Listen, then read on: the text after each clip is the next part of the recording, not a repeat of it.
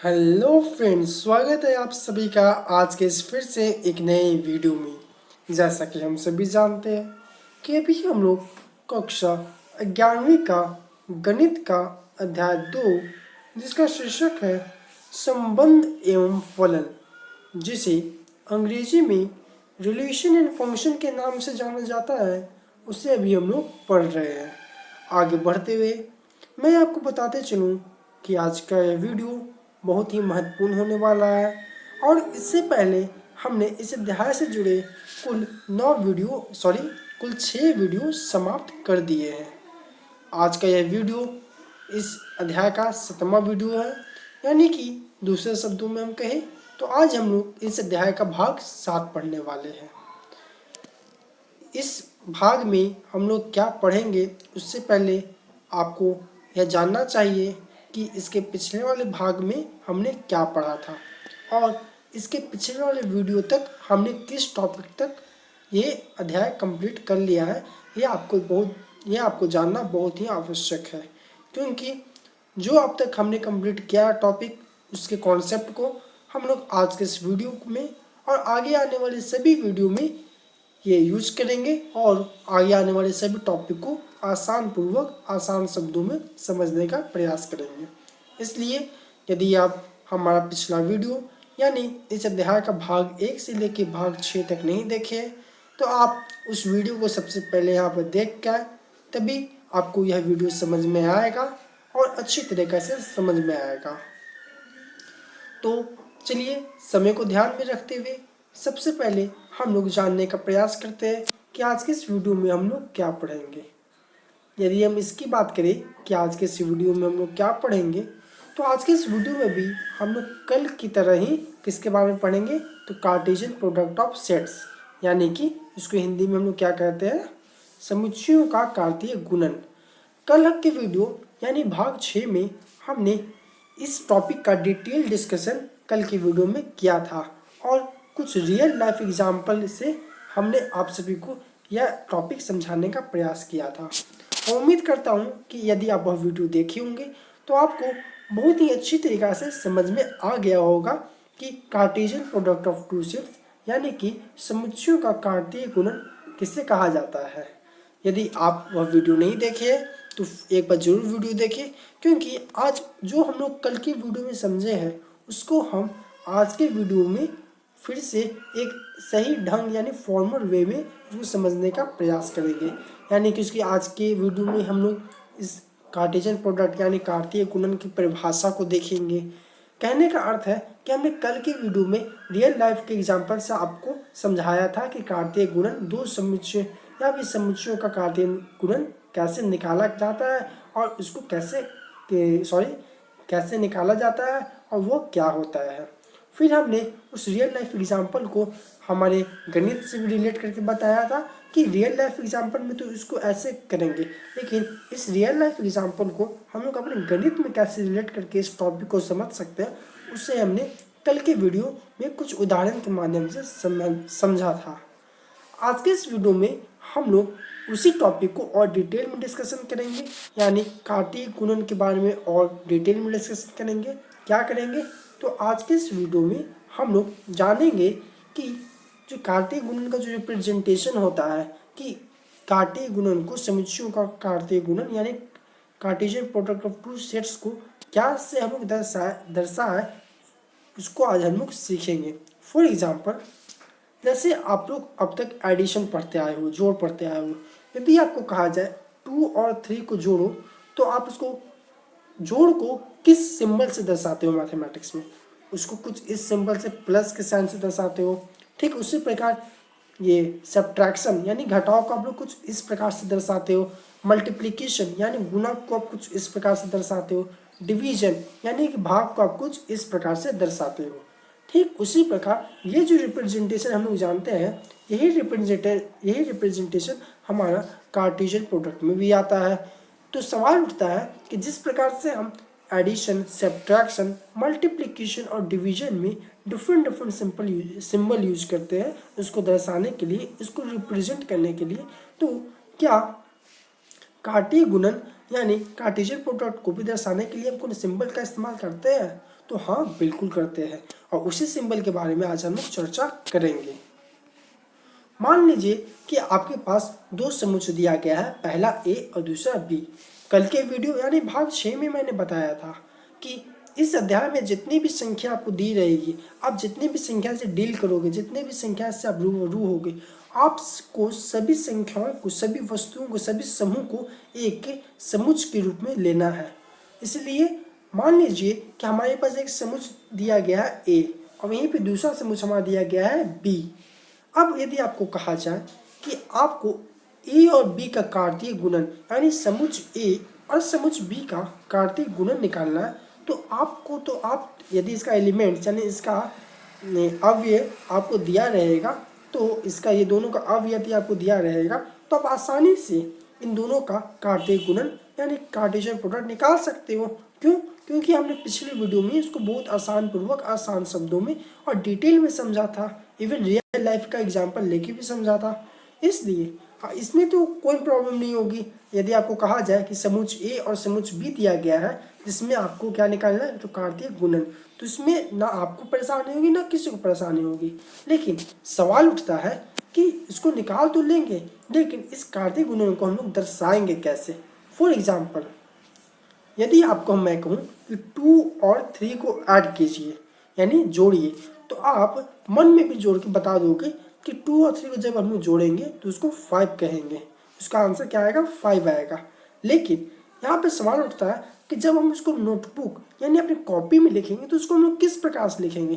2 और 3 को जोड़ने के लिए बीच में कुछ सिंबल होना चाहिए, तो वो सिंबल क्या है? तो इसको लिखना जरूरी है। तो वो सिंबल हम लोग जानते हैं, कोई सिंबल प्लस है। क्या है? प्लस है। ये साइन क्या होता है? एडिशन का होता है, जोड़ का होता है। तो यही जो साइन है, यही साइन के बारे में हम यहाँ पे बात कर रहे हैं।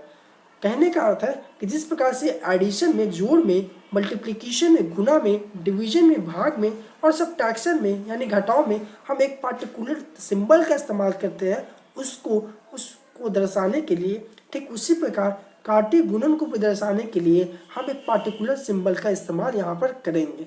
वो सिंबल क्या है? आइए हम लोग जानते हैं। अब उम्मीद करते हैं कि आपको वह सिंबल अपने स्क्रीन पर दिख रहा होगा। वो सिंबल कुछ और नहीं बल्कि जो आपके सामने दिख रहा है वही है। जी हाँ, जो हम गुना में जो सिंबल इसका इस्तेमाल करते हैं यानी मल्टीप्लिकेशन में जो सिंबल का इस्तेमाल करते हैं, वही सिंबल हम यहाँ पर भी यानी Cartesian product of two sets में भी करेंगे, यानी कि इस साइन का इस्तेमाल करेंगे। तो उम्मीद करता हूँ कि आपको यह समझ में आ गया होगा कि हम लोग कार्तीय गुणन को किस प्रकार से दर्शाते हैं। यानी कि इस प्रकार से, यदि आपको कहा जाए कि आपको समुच्चय ए दिया गया है और समुच्चय बी दिया गया है, उसका कार्तीय गुणन निकालना है, तो आप इसको कुछ इस प्रकार लिख सकते हैं, ए क्रॉस और बी। ये जो आप लिखे, ये हमें क्या दर्शा रहा है कि हम समुच्चय ए और समुच्चय बी का कार्तीय गुणन निकाल रहे हैं। अब हम लोग चलते हैं अपने अगले टॉपिक, आज के अगले टॉपिक यानी इसकी परिभाषा को देखने। कल तक हमने कार्तीय गुणन को समझने का प्रयास किया और आज की वीडियो में अब तक हमने कार्तीय गुणन को कैसे दर्शाया जाता है यानी कि उसको कैसे रिप्रेजेंट किया जाता है उसके बारे में जाना। अब चूँकि हमारे एनसीईआरटी बुक में और कई किताबें में ये डेफिनेशन की कहीं बहुत चीज़ की दी रहती है, इसलिए हम जो कल की वीडियो में समझे हैं कि कार्तीय गुणन क्या होता है, उसको आज एक परिभाषा में बदल के समझने का प्रयास करेंगे कि कार्तीय गुणन यानी समुच्चयों का कार्तीय गुणन यानी कि इंग्लिश में प्रोडक्ट ऑफ टू सेट्स किसे कहा जाता है, उसकी एक एक्यूरेट परिभाषा क्या है, उसको हम लोग ने यहाँ पे आज के इस वीडियो में देखेंगे। मैं आपको बता दूं कि जो परिभाषा भी आपके सामने आने वाली है नेक्स्ट स्लाइड में, वो परिभाषा आपको किसी बुक में नहीं मिलेगी। वो परिभाषा हमने वहाँ से बनाया है जो हमने आपको पढ़ाया था पिछले वीडियो में, यानी कि जो आप कल की वीडियो में समझे हो उसी को हमने एक फॉर्मल वे में लिख दिया और वो हमारा क्या बन गया? परिभाषा बन गया। तो चलिए हम लोग देखते हैं कि कार्तीय गुणन को हम लोग कैसे परिभाषित कर सकते हैं। यदि हम इसकी बात करें तो कार्तीय गुणन किसे कहा जाता है? तो एक मिनट, तो किन्हीं दो समुच्चयों A तथा B का कार्तीय गुणन, किन्हीं दो समुच्चयों A तथा B का कार्तीय गुणन A क्रॉस B, अभी हमने जाना कैसे दर्शा जाता है, A क्रॉस B उन सभी क्रमित युग्मों का समुच्चय है, उन सभी क्रमित युग्मों का समुच्चय है जिनमें प्रथम घटक समुच्चय A का अवयव होता है तथा द्वितीय घटक B के अवयव होते हैं। ये हमने जो भी यहाँ पे लिखा हुआ है ये हमने पिछले वीडियो यानी भाग 6 में आपको पूरा डिटेल में पूरा अच्छी तरीक़ा से आपको पढ़ाया था। यदि आपको यह परिभाषा नहीं समझ में आ रहा है तो आपको पिछला वीडियो यानी भाग 6 देखना होगा। यहाँ पर हमने बताया था, ये जो आपको यहाँ पे लिखा हुआ है कि उन सभी क्रमित युग्मों का समुच्चय, ये हमने डिटेल में पिछला वीडियो में समझाया था कि इस लाइन का मतलब क्या है, उन सभी क्रमित युग्मों का समुच्चय। और फिर हमने ये भी समझाया था कि जिनके प्रथम घटक समुच्चय A का अवयव और तृतीय घटक समुच्चय B का अवयव होते हैं। ये जो सभी लाइन इसमें लिखे गए हैं ये हमने पिछले वाले वीडियो यानी भाग 6 में आपको डिटेल में समझा कर रखा हुआ है। इसलिए मैं आज के इस वीडियो में इसके बारे में डिटेल में डिस्कशन नहीं करूंगा, क्योंकि एक ही चीज़ बार बार वीडियो में डिस्कशन करना उचित नहीं है, इससे हमारा टॉपिक भी पीछे छूट जाएगा। आज के वीडियो में मैंने सिर्फ आपको एक परिभाषा दे दिया, जो मैंने कल आपको समझाया था उसको मैंने एक फॉर्मल वे में रख के आपको उसका एक परिभाषा बना के दे दिया। अब यदि आपको इस परिभाषा को समझना है तो आपको ये इस अध्याय का भाग 6 देखना होगा, जहां हमने इस परिभाषा के एक एक वर्ड को, इस परिभाषा में जो एक एक वर्ड लिखा हुआ है उसको हमने कल के वीडियो में समझा के रखा हुआ है। तो चलिए अब हम लोग कुछ उदाहरण के माध्यम से इस परिभाषा को समझते हैं। उससे पहले अभी मैंने बताया कि कार्तीय गुणन को A क्रॉस B से दर्शाया जाता है, यह भी मैंने बताया, और पीछे वाली परिभाषा में भी मैंने एक जगह A क्रॉस B इंक्लूड किया था। A क्रॉस B के अलावा भी हमारे पास एक और फॉर्म होता है, एक और रूप होता है जिसके माध्यम से हम ये कार्तीय गुणन को दर्शाते हैं, और वो क्या कहलाता है, तो वह रोस्टर रूप कहलाता है। क्या कहलाता है? रोस्टर रूप। अब आइए हम समझते हैं कि यह क्या होता है, इसके जरिए हम कार्तीय गुणन यानी कार्टेशियन प्रोडक्ट को कैसे दर्शाते हैं, आइए इसको समझते हैं। मान लीजिए आपके पास दो समुच्चय दिया गया है A और B। अभी मैंने बताया कि इसको क्रॉस से दर्शाया जाएगा, यानी कार्तीय गुणन A और B का A क्रॉस B क्या होगा, यहाँ पे कुछ आपको एलिमेंट्स मिलेंगे, कुछ सेट्स मिलेंगे, कुछ समुच्चय मिलेंगे, इसका सॉल्यूशन जो कि होगा। अब इसी को, ये जो A क्रॉस B है, इसी को एक और फॉर्म में दर्शाया जाता है, वो है ये वाला फॉर्म जो आपको रेड कलर में हाईलाइट हुआ दिख रहा है। कौन सा फॉर्म है, तो वो ये वाला फॉर्म है, जहाँ पर हम लोग रोस्टर फॉर्म को कुछ इस प्रकार से लिखते हैं। यानी जब भी हम एक कार्तीय गुणन को रोस्टर फॉर्म में लिखना होगा तो हम कुछ इस प्रकार लिखेंगे कि कार्तीय गुणन उन सभी A और B का समुच्चय होता है, जहाँ पर पहला घटक यानी पहला एलिमेंट्स समुच्चय का, ये समुच्चय A से बिलोंग करेगा यानी समुच्चय A से रहेगा, और दूसरा एलिमेंट, दूसरा घटक समुच्चय B से रहेगा, जो कि हमने अभी परिभाषा में भी समझा। तो उम्मीद करता हूँ कि आपको यह क्लियर हो गया होगा कि हम लोग समुच्चयों का कार्तीय गुणन किस प्रकार से दर्शाते हैं। मान लीजिए एक उदाहरण के माध्यम से मैं आपको समझाना चाहूँगा कि मान लीजिए आपके पास दो समुच्चय दिए गए हैं। पहला समुच्चय A जिसके घटक यानी जिसके अवयव लाल और नीला है। यहाँ पर मैं एलिमेंट्स के लिए सेट्स का यानी समुच्चय के एलिमेंट्स के लिए दो वर्ड इस्तेमाल कर रहा हूँ, अवयव और घटक, इसलिए आपको कंफ्यूज नहीं होना है। घटक, अवयव, एलिमेंट्स तीनों वर्ड एक ही हैं। घटक अवयव का इंग्लिश ही होता है, एलिमेंट्स होता है, इसलिए कंफ्यूज नहीं होना है। तो मान लीजिए आपके पास एक समुच्चय A दिया गया है जिसके घटक लाल और नीला है, यानी दो घटक है। उसी प्रकार हमारा दूसरा समुच्चय Z दिया गया है जिसके घटक तीन घटक है। क्या है? पहला P है, दूसरा B और तीसरा G है। अब यदि आपसे पूछे कि बताओ इन दोनों का कार्तीय गुणन, इन दो समुच्चयों का कार्तीय गुणन क्या होगा, और आपको वो लिखना होगा, तो आप कैसे लिखोगे? तो चलिए हम लोग उसको एक बार फिर से सीखने का प्रयास करते हैं। हालांकि पिछले वीडियो में हमने इसे सीख लिया था, आज के इस वीडियो में हम लोग इसका सॉल्यूशन उसको रिप्रेजेंट करके भी लिखेंगे। यानी पिछले वीडियो में हमने डायरेक्ट इसका सॉल्यूशन लिख दिया था कि इसका सॉल्यूशन क्या होगा। ये क्वेश्चन हमने पिछले वीडियो में भी लिया था, तो मैं बता दूं कि इसका पिछले वीडियो में हमने इसका डायरेक्ट सॉल्यूशन लिख दिया था। लेकिन चूंकि अब हम लोग यह जान गए हैं कि कार्तीय गुणन को किस प्रकार से दर्शाया जाता है, इसलिए हम इस सॉल्यूशन को आज उसको रिप्रेजेंट करके भी निकालेंगे। हमें क्या पूछ रहा है कि हमें ए और जेड का कार्तीय गुणन निकालना है। तो सबसे पहले हम उसको ऐसे लिख देंगे कि ए क्रॉस जेड का हमें कार्तीय गुणन निकालना है।